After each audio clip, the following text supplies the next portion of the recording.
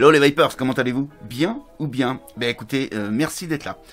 Aujourd'hui, je vous emmène direction Vaporesso avec la Lux Nano, un petit kit avec un petit clearomiseur, le Screux, SKRR Mini.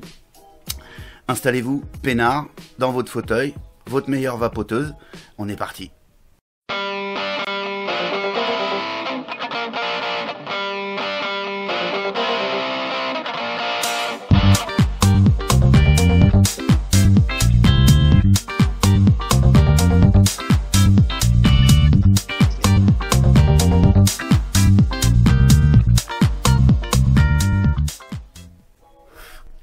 La Lux Nano, c'est quoi? C'est ça. C'est cette petite box là, une box nano, vous l'aurez compris.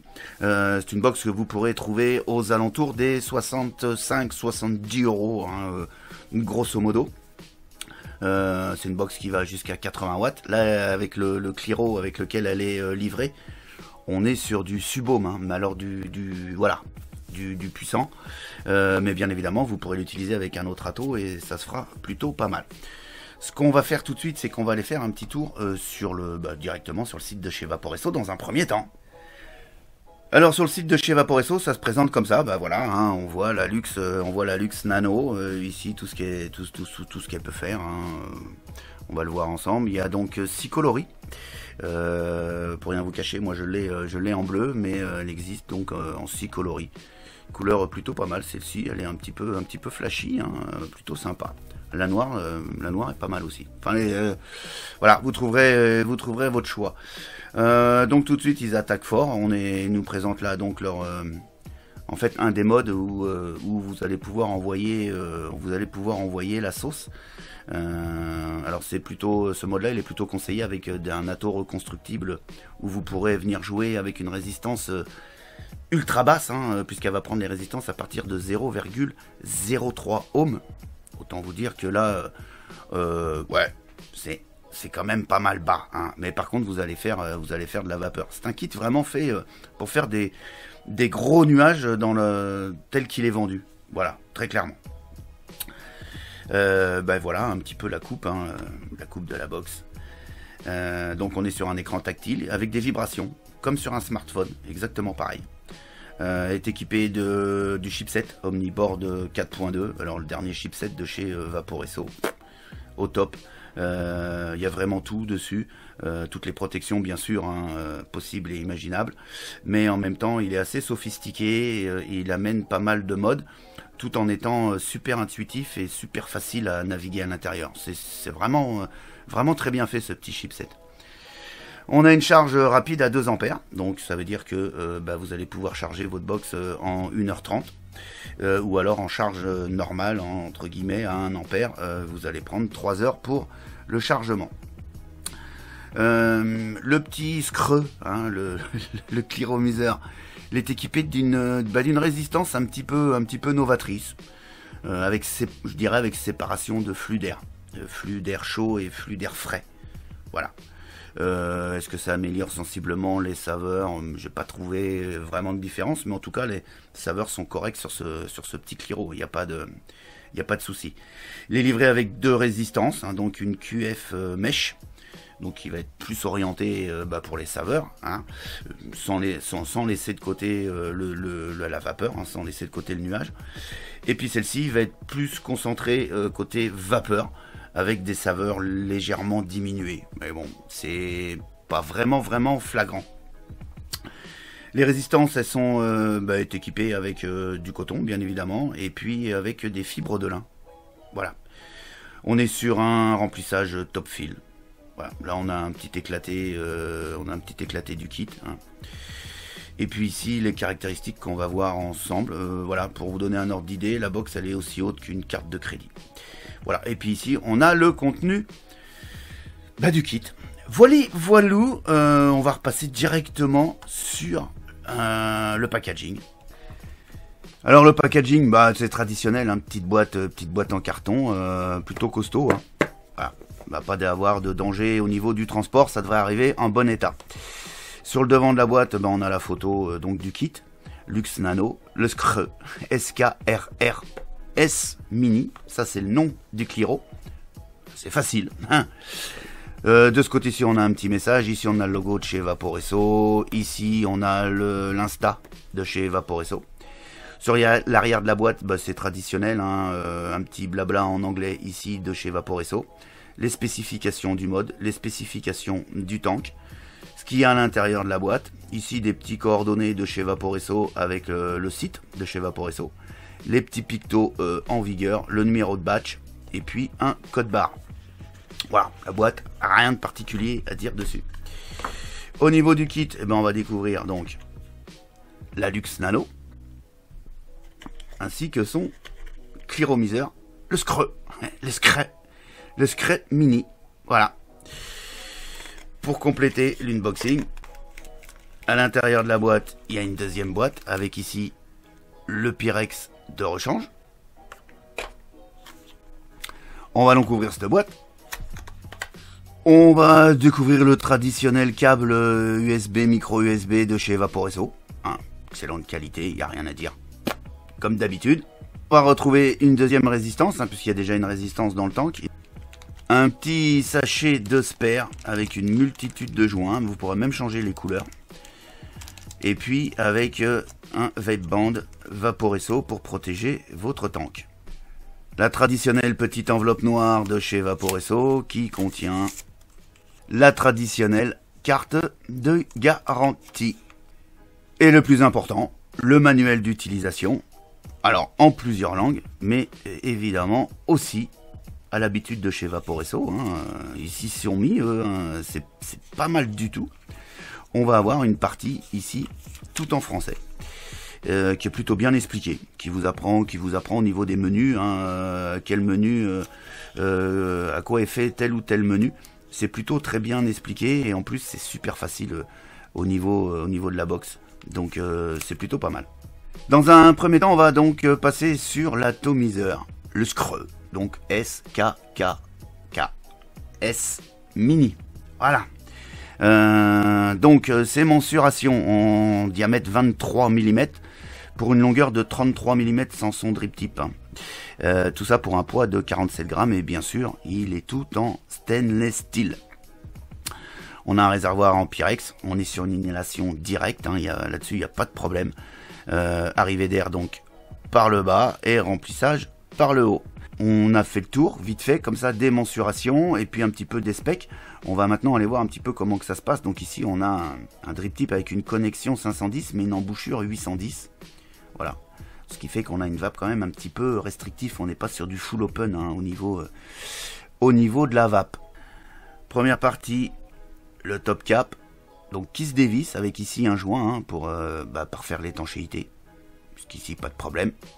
Ici, on s'apercevra la lumière pour pouvoir faire le remplissage. N'importe quelle bouteille, n'importe quel flacon va rentrer sans aucun souci. Pas de problème. Ensuite, on a ici au niveau de l'embase les réglages d'airflow. Donc 3 airflow, 1, 2 et 3. Sur l'arrière, on va retrouver un pin fixe, hein, pas de souci, avec le nom donc du clearomiseur, le Scre Mini. Et puis designé par Vaporesso, et puis les petits pictos en vigueur qui vont bien. Pour continuer le démontage, c'est simple, hein, vous tenez le haut, vous prenez la base, vous dévissez. On va enlever la partie du haut. Pour chasser le Pyrex, ça se passe très bien, vous le poussez. Alors attention au premier démontage, les joints ont tendance à coller sur le Pyrex. Donc c'est un petit peu compliqué à le défaire. Faites super gaffe au premier démontage. Après ça se passe plutôt bien, hein, mais c'est vraiment au premier démontage. Donc c'est ce joint là en fait hein, qui vient se coller au niveau du Pyrex.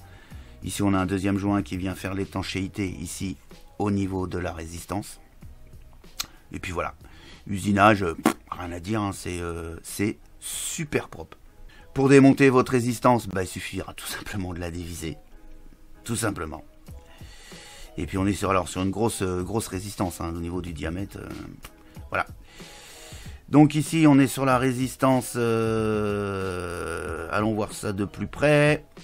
On est sur la résistance à 0,15 ohms, d'accord, avec une utilisation entre 50 et 80 watts, mais Vaporesso vous conseille de l'utiliser entre 65 et 75 watts. Je suis assez d'accord avec eux, et commence à s'exprimer à partir de 55 watts, c'est vrai. Le bottom, bah, rien à dire dessus, hein. Ici avec un joint d'étanchéité pour le Pyrex, rien à dire. Pour le remontage, bah, vous l'aurez compris, hein, on fait tout dans le sens inverse, ça se passe plutôt bien. C'est plus facile de venir mettre le Pyrex sur le top cap que sur le bottom, et puis ensuite vous venez visser, c'est terminé. Pour le remplir, rien de plus simple, vous prenez n'importe quelle bottle, et puis on vient se mettre là, et puis on appuie, hein, et on remplit. Donc ça va accepter les liquides full VG sans aucun souci. Vous avez vu la grandeur des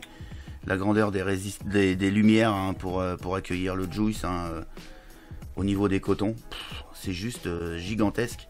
On a 2, 4, 6, 8, je crois 10 lumières. 1, 2, 3, 4, 8 lumières assez énormes. Donc voilà, full VG, ça passe sans aucun souci.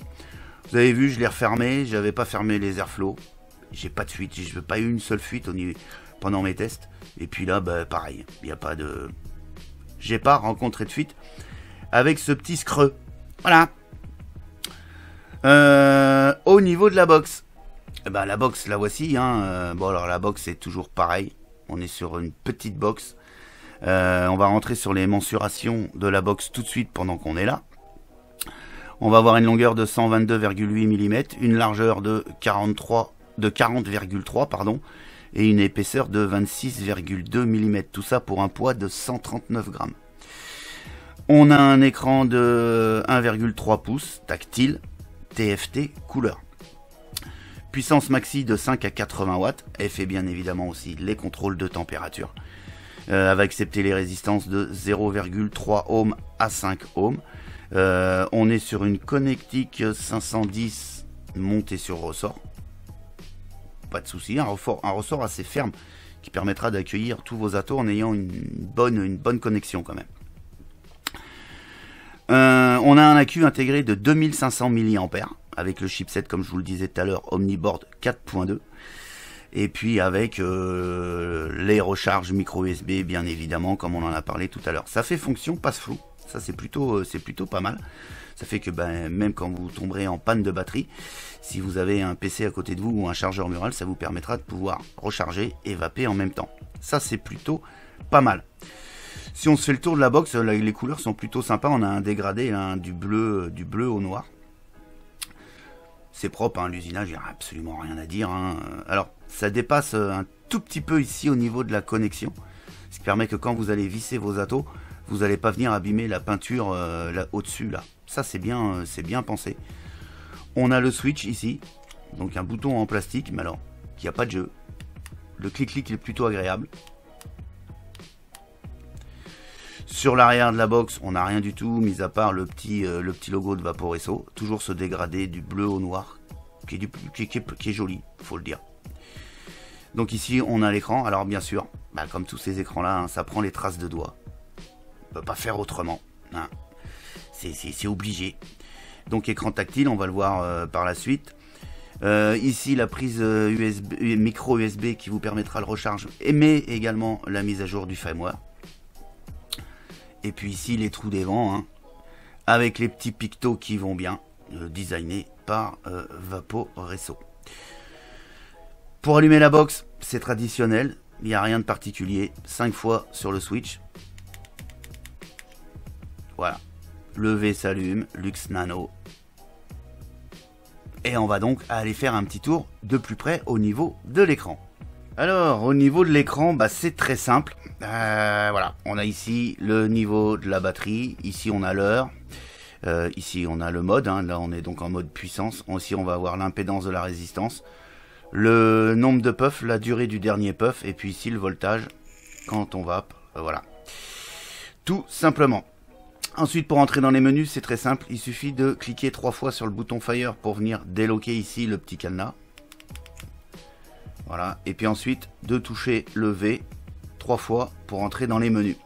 Ici le menu puissance. Donc dans le menu puissance, c'est très simple, on est ici. Et puis ici avec les petits points, donc on est sur le tactile ici, hein.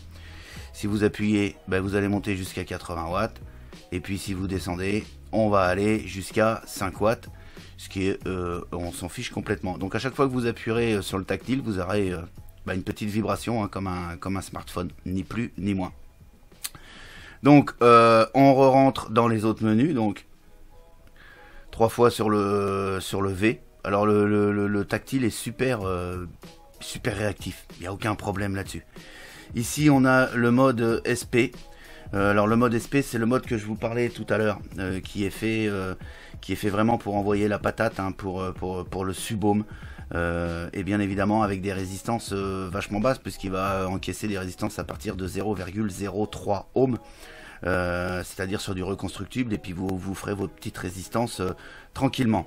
Donc là ça sert loqué, donc on reclique 3 fois sur le Fire, et puis ensuite 3 fois sur le V, et puis après c'est toujours pareil, hein. Ici on a le contrôle de température, on va pas tous les faire dans le détail. Ici on a le mode voltage, vous rentrerez dans le mode voltage, et bien vous serez en volt. Voilà, allez, on va aller dans le contrôle de température.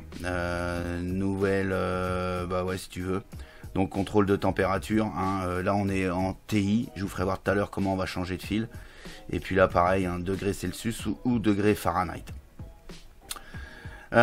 Donc celui-là on l'a vu. Là ici on va être sur le Other, c'est-à-dire en contrôle de temp, hein, puisqu'on est en contrôle de temp. Et puis ici vous viendrez choisir pour chaque fil. Là il est en TI, mais on pourra le faire ici aussi pour le SS et pour le NI. Voilou. Et puis ici le mode bypass. Le mode bypass, tout simplement vous êtes comme sur un mode méca, mais avec toutes les protections électroniques. C'est-à-dire que en mode bypass, il va envoyer la puissance qu'il a dans le ventre au niveau de la queue par rapport à votre résistance. Voilà, tout simplement. Hop. On déverrouille, 1, 2, 3. Ensuite, on va avoir le mode die. Alors, le mode die, on va aller voir tout de suite après ce que ça donne. Et puis, le mode set. Alors, le mode set, hein, c'est tous les menus. Hein. On va pouvoir venir régler donc la luminosité. On va régler la date, l'heure.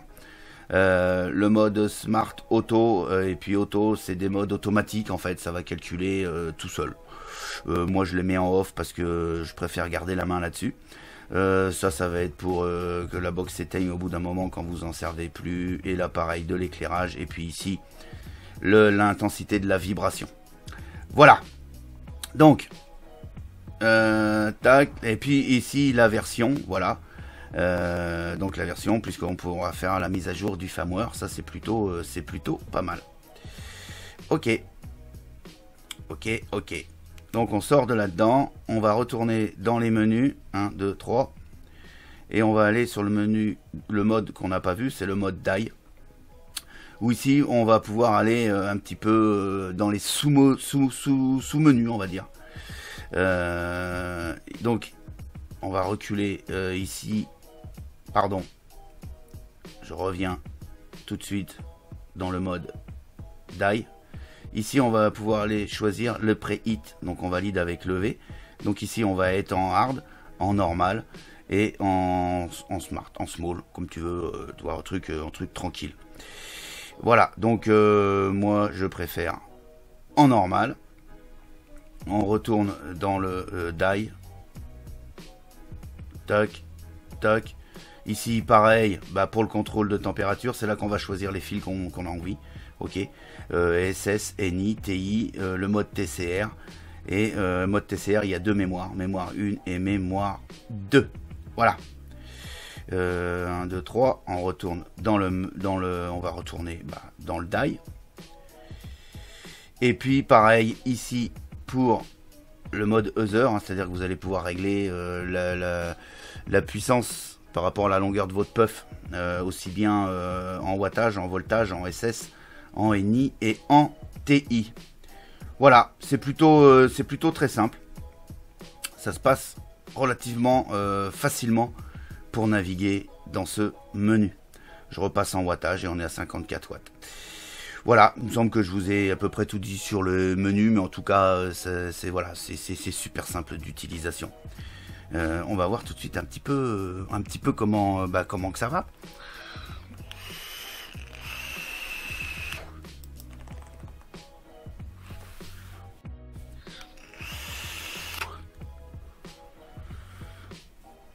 Grosse machine à vapeur, hein, je vous le dis tout de suite, c'est très grosse machine à vapeur. Surtout ici avec la résistance en 0.15 ohms. Là je suis à 55 watts. J'ai les airflow ouverts de moitié.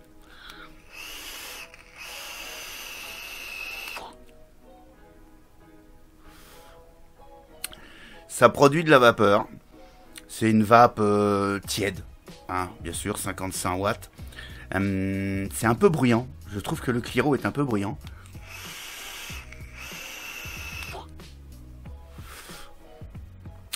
Si j'ouvre les airflow à fond,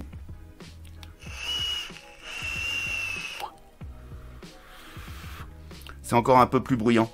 On a un petit sifflement. Alors vous allez me dire, c'est normal, on a du bruit. Effectivement, on a 3 arrivées d'air. Donc forcément, quand il y a un flux d'air qui arrive, bah, l'air, ça fait du bruit. Donc là, ouais, ok, on a un bruit. Mais on a un petit sifflement.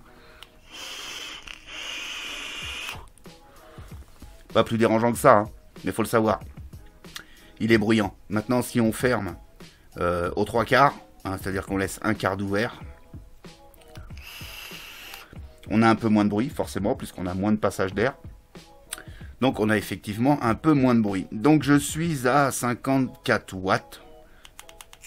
On va monter. On va aller se mettre sur 60 watts. Voilà. Et voyons ce que ça donne à 60 watts.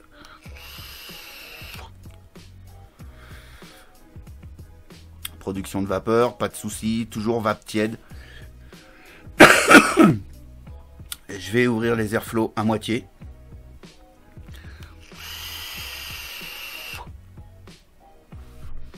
On reste quand même sur un atto légèrement restrictif, hein. Même les airflows ouverts à fond, c'est pas du full open. Il y a une petite restriction. Ça siffle. Un petit peu désagréable quand même. Ça siffle un petit peu. On va monter encore un petit peu. On va se mettre à 70 watts. Airflow ouvert de moitié. Voilà.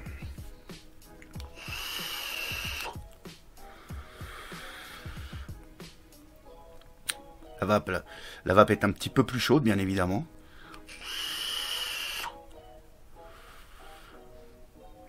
Alors là, je suis sur un gourmand. Mais il s'exprime un petit peu mieux avec un fruité. D'accord. Là, je suis sur un liquide 50-50. On pourra aussi monter en full VG dessus, puisque on a des ouvertures, il n'y a pas de problème. Donc, ça avale. Quoi vous dire? Au niveau des saveurs, c'est pas l'extase, mais c'est pas non plus la déception. Voilà. Pour ce genre de cliromiseur, il y a des saveurs qui sont correctes. Voilà.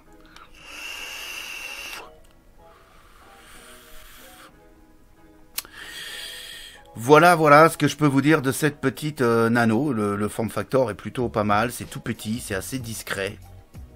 Ça va rentrer dans la poche, hein, sans aucun souci. La poche du blouson, voire même la poche du jean. Pourquoi pas? Si vous avez pas un slim, c'est bon, ça va rentrer quoi. Voilà. Non, écoutez, moi j'en suis satisfait au niveau du poids et tout. C'est un bon petit setup. En plus, vous pourrez bien évidemment mettre n'importe quel atomiseur, hein, puisqu'il va accepter les atomiseurs jusqu'à 25 de mémoire. Ouais, 25, ça va être limite au niveau de la box. 23, 24, c'est l'idéal. Voilà. Il me semble que je vous ai tout dit. On va passer sur les plus et les moins. On va commencer par les moins. Bon, bah pour les plus tatillons d'entre nous. Les traces de doigts sur la face, mais en même temps quand on prend une box comme ça avec un écran tactile, ça fait partie du truc. Voilà. Sinon l'autre moins, la moins sur le Cliro, une contenance de 3,5 ml, heureusement parce que la version TPD en 2 ml, en fait tu tires 5 barres et puis il est vide. Là en 3,5 ml, hein, si mes souvenirs sont bons, encore une fois. Ouais, c'est ça. Et c'est juste ce qu'il faut en fait en contenance. Hein. Voilà, faut pas aller en dessous. Donc là, ils ont fait le choix de mettre un tank droit et pas un bubble.